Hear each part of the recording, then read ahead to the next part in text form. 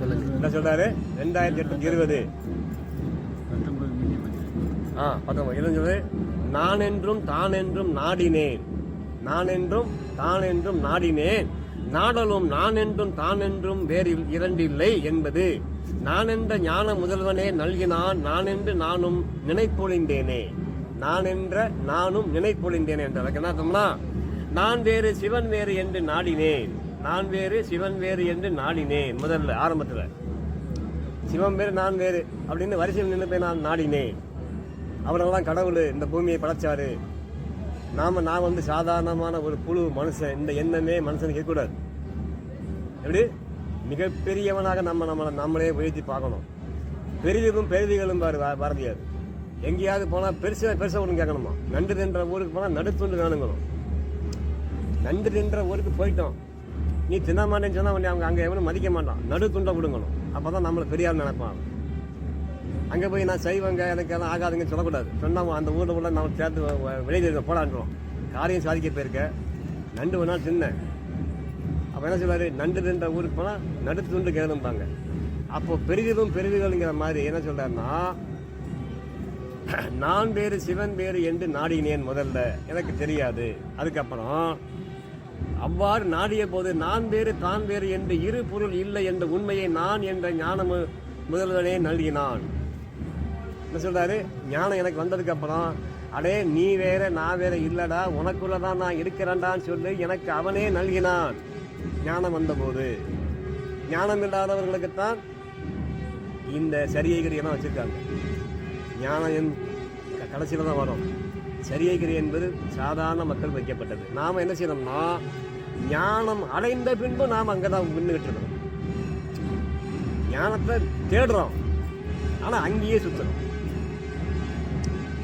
பார்க்கிறவங்களுக்கு இவன் வீம்புக்காரன்னு நம்ம பட்டம் வாங்கணும். எப்போ? ஞானம் இல்லாதவங்கிட்ட. நீ என்ன பட்டை அடிக்க மாட்டேங்கிறீங்க அப்படின்பா. எனக்கு கூட இருக்காது போறோம். நான் என்ன குரூப் போட்டு வழக்கம் போட்டு காட்டணுமா? அவசியம் கிடையாது. அதே மாதிரி என்ன சொன்னா, தவம் என்பது நமக்குள்ள உள்ளுக்குள்ளேயே லயப்படும் போது தனிச்சு நின்று எல்லாத்தையும் காட்டணும்னு அவசியம் கிடையாது. இதையெல்லாம் எப்ப சொல்றாருன்னா, தகுதி ஏற ஏற ஏற விளம்பரம் என்பது நின்று போகும். ஏன்னா ரெண்டு பேரும் ஒன்னாயிரம். சிவன் எங்கேயாவது நல்லா ஆர்ப்பாட்டம் பண்ணிக்கிட்டு நான் பெரிய பெரிய கவசி அப்படின்னு எங்கேயாவது அவர் ஆர்ப்பாட்டம் பண்ணிட்டு இருக்காரா? சாதாரண குடியானவன் எங்க வந்தால் சாதாரணமாக தான் வருவார். அப்ப எளிமையை கடைபிடிக்கிறதுக்கு தான் என்ன சொல்றாருன்னா, அவ்வாறு நாடிய போது நான் வேறு தான் வேறு என்று இருபொருள் இல்லை என்ற உண்மையை நான் என்ற ஞான முதல்வனே நல்கினான். அடே உனக்குள்ள நான் இருக்கிறேன், எங்கேயும் தேடாது. அமைதியாக என்னைய கண்டுபிடிச்சு அதோட என்னை இணையக்கூடிய வழியை கண்டுபிடி. மணவாள் கோயிலில் போய் பட்டந்தா கோயிலில் என்ன கேட்கணும்? எனக்கு ஞானத்தை கொடு. நீங்க எப்படி போனீங்கிற எங்களுக்கு அதை கொடுங்க சாமின்னு கேட்கணும். சரியா? அவங்ககிட்ட அதான் இருக்கும், அவங்ககிட்ட வேற எதுவுமே இருக்காது. ஏன்னா அவர் எல்லாத்தையும் விட்டுட்டு அங்கே உட்கார்ந்துருக்காரு. அது என்ன இருக்கும்னா, ஞான ரகசியத்தை தகுதி ஏற ஏற நமக்கு கொஞ்சமாக கொடுப்பார், எப்படி கொண்டு போகணும் அப்படின்ட்டு. அந்த ரகசியத்தை நமக்கு என்ன சொல்ற சிவன் சொல்றாரு, அடே நான் உங்ககிட்டனே வந்து ரொம்ப நாள் ஆச்சுடா, என்னை ஏன்டா மறந்துருக்கிற, வெளியே போய் தேடுறியடா, எங்க போனாலும் நான் உனக்குள்ளேயே கூடயே வர்றேன், என்னைய பார்க்குறேன்னா பார்ப்போம், என்னைய பார்க்குறேன்னா பார்ப்போம். நீ எங்கேயோ போயிடாமோ போய் தேடுற, ஆனால் என்னைய கூட கூட்டிக்கிட்டே போற, தோளில் ஆட்டம் போட்டு தேடின மாதிரி அப்படின்னு சொல்லாமல. தோளில் ஆட்டம் தேன் அது ரெண்டும் ஒன்றா வரும்ல. தோளில் ஆட்டம் போட்டுக்கிட்டே இடையம் தேடின மாதிரி என்ன செய்யறோம், நாம நமக்குள்ள உள்ள அந்த ஞான பொருளை நம்ம தெரியாம உள்ள இறங்கி உள்ள பார்க்க தெரியாம ஊரெல்லாம் தேடுறோம் போய், இல்லையா? எளிமேன் என்ற உண்மையை நான் என்ற ஞான முதல்வனா என்னை விழுங்கி தானே ஆய் நின்ற ஞானமூர்த்தி அருளினான். அப்போது நான் ஒரு பொருள் என்ற எண்ணமும் நீங்கி நானாக இருந்தேன். நான் ஒரு பொருள் என்ற எண்ணமே எனக்கு இல்லை. அதான் நான் ஒரு மனிதன், நான் ஒரு இந்த ஒரு அடையாளமே இல்லாமல் நான் ஒரு நீங்கி நான் ஆன்மாவாகவே இருந்தேன், நானாக இருந்தேன்.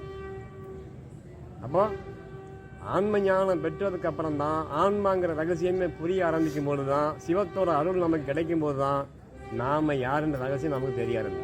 அது வரைக்கும் நமக்கு இந்த உண்மை ரகசியம் தெரிய மாட்டேங்குது, தெரியாது. தெரிஞ்சதாக சொல்றதெல்லாம் பொய். ஏன்னா தெரிஞ்சவங்களுக்கு சொல்ல தெரியாது, அவங்க பூமியோடு பேச மாட்டாங்க, பேசாத அனுபூதி அடைஞ்சிருவாங்க அவங்க. எப்படி பேசாத அனுபூதின்னு சொன்னால் ஜெகத்தோடும் கூடார். ஜெகத்தோடும் கூடார்னா ஜெகத்திலே வாழ்வாங்க. யாரும் ஒட்டாத நிலைக்கு அவங்க யாரும் சண்டை கிடையாது, யாருமே கோபமும் கிடையாது. அவங்களுக்கு அந்த அந்த கூடுற ஞாபகம் இருக்காது, எப்போதுமே மேல் நோக்கி இருப்பாங்க. அதான் ஜெகத்தோடும் கூடாரும்பார். அப்போ என்ன சொல்றாரு அவரு? அப்போது நான் ஒரு பொருள் என்ற எண்ணமும் நீங்கி நான் நானாக இருந்தேன்.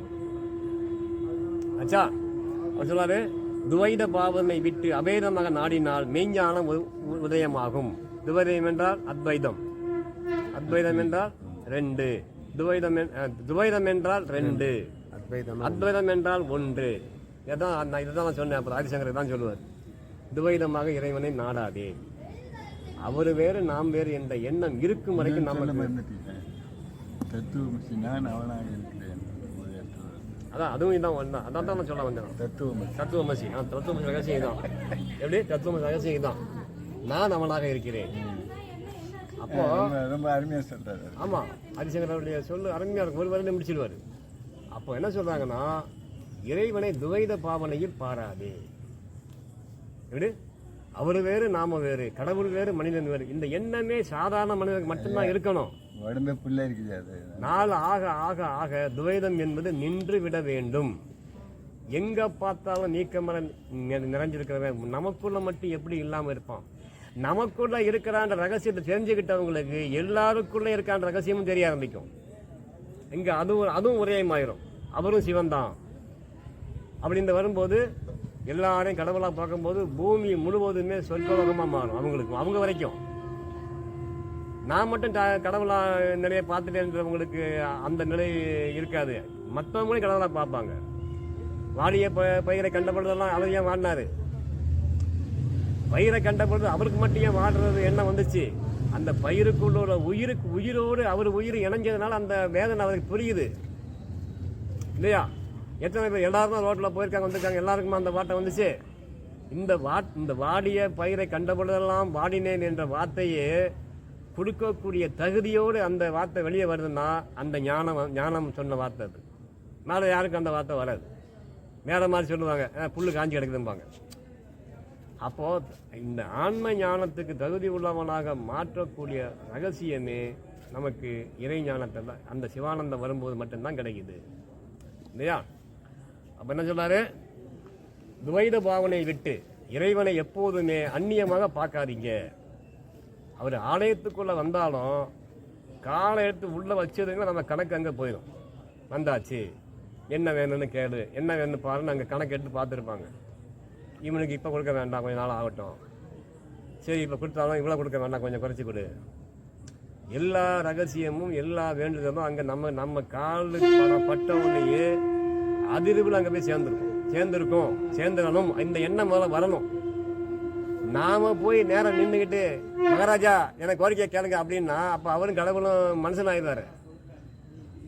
அவருக்கு இறைத்தன்மைங்கிறது அண்ட கோடிகள் முழுவதும் இயக்கக்கூடியவருக்கு நம்ம உள்ள வந்த ரகசியம் தெரியாதா? இந்த யாமம் வணக்கே வர மாட்டேங்குது. தினசரி போய் முன்ன நின்று போய் கெஞ்சிரிய இது நீ ஞானம் வந்தவனுக்கு அடையாளமா? ஞானம் உன்ட்ட வருமா? முதல்ல தகுதி உள்ளவனாக நீ மாறலையே. கோவிலுக்குள்ள பாடியில காலை வச்சதுமே பதிவு உள்ள போயிடும், வந்துருச்சு. அப்படி நம்பிக்கை இது அப்பவே ஏற்பட்ட சயின்ஸ் இது. இப்போ நாம அமெரிக்காவில் ஒரு காட்டுக்குள்ள மரங்கள் முழு கம்ப்யூட்டரா பதிச்சுட்டு ஒரு மரம் வெட்டியை உள்ள விட்டாங்களாம். அந்த மரங்களுடைய அதிர்வு சந்தோஷமான அதிர்வாக இருந்திருக்குது. நமக்கு தண்ணி பாய்ச்ச வந்திருக்கான் அப்படின்ட்டு. இது நம்ம விவசாயி உள்ள விட்டாங்க. முதல்ல தண்ணி பாய்ச்ச வந்து நினச்சி அது சந்தோஷப்பட்டுங்க. மரங்களையே வெற்ற தொழிலாக கொண்டவனை உள்ள விட்டாங்களாம். அது அதிர்ச்சியில் அலறுங்களாம்.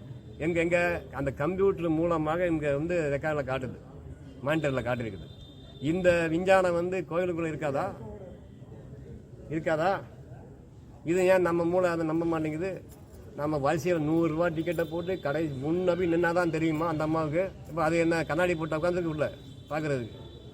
இந்த எண்ணம் இது ஞானம் வராதவன் போய் பார்க்கட்டும். 100 ரூபா கொடுத்து நீ ஏன் போற? உள்ள உட்காந்துட்டா இங்கே உள்ள மண்ணில் இருந்து எல்லாமே அவங்களுடைய ஆட்சிக்கு உட்பட்டது. எல்லாம் தெரியும் அந்த அம்மாவுக்கு. என்ன எப்போ வந்தாங்க, எவ்வளோ நேரம் உட்கார்ந்தாங்க, என்ன பேசுனாங்க, எத்தனை பேர் கேட்டாங்க, என்ன கொடுக்கணும், எவ்வளோ கொடுக்கணும் எல்லாம் தெரியும். அப்படி இருந்தால் தான் அது கடவுள், இல்லையா அது ஒரு மனுஷனாக மாறிடும் இல்லையா. நமக்கு அந்த ஞானம் வரமாட்டேங்குது, சுட்டு போட்டாலும் வரமாட்டேங்குது இல்லையா. காரணம் என்ன, இன்னும் நாம் அந்த மெய்ஞானத்துக்கும் நாம் உள்ள நுழையலை. அதுக்கு என்ன தகுதி நாம் கூட்டணும்.